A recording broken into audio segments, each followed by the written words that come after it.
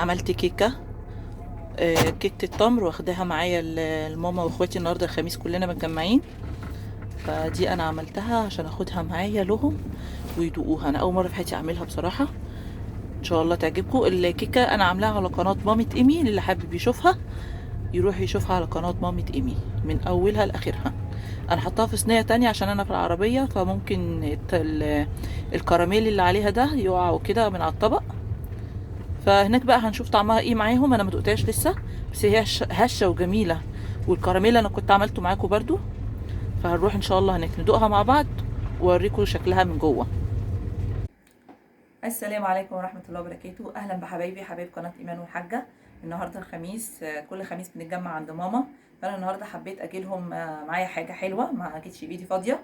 عملت لهم كيكه التمر، وزي ما انا قلت لكم وريتها لكم في العربيه. الكيكه دي انا عملتها على قناه مامة ايمي بحذافيرها بكل تفاصيلها، هتلاقوها على قناه مامة ايمي. بس النهارده انا اول مره في حياتي اعملها وهدوقها معاهم هنا في البيت. فحبيت بقى ان انا اشارككم بقى زي ما انا عملتها معاكم، هقطعها برده معاكم واوريكم. انا برده جايبه لها يعني كده، جايبه لها الصوص كراميل برده. دي كيكه تمر بالكراميل، فهقطعها معاكم كده. انا اول مره هدوقها بصراحه، وعايز طبعا اول ما شافها قال لي ده عشان عيد ميلاد عمته. هو عيد ميلاده 23/11، عايز من دلوقتي نحتفل بعيد ميلاده، فنعتبرها عشان عيد ميلاد معاذ. ده شكلها حلوة. بصوا بني من جوه، عشان خاطر حاطين تمر وحاطين حاجات مكونات. هما بقى لما يدوقوا، انا ما كنتش عايزه اقول ان هي تمر بصراحه، بس هما لما يدوقوا يقولوا لي طعمها ايه. دي بقى ايه اللي عايز يحط صوص زياده، اللي عايز يحط اي حاجه على الوش على الجنب. تحطي لكل واحد شويه وتديني العلبه بتاعت الصوص. بتاعت الكراميل. صوص الكراميل اللي برضو عملته معاكم في فيديو منفصل على قناه مامة ايه. قطعناها اهيت عشان كل واحد يدوقها وهم يقولوا لي طعمها فيها ايه، ويكتشفوا اللي انا حاطاه جواها. وكمان جبنه ساقعه جنبها، واللي حابب يحط كريم كراميل يحط عليها. ده صوص كراميل مش كريم كراميل. صوص كراميل. انا عن نفسي هحط شويه.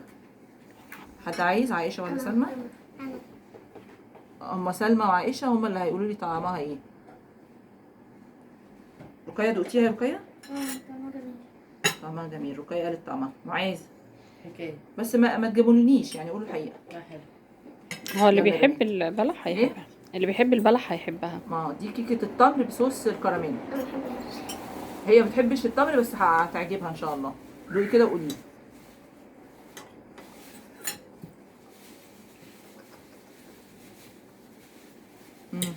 لا حلوه ما شاء الله، والسكر بتاعها مش زياده.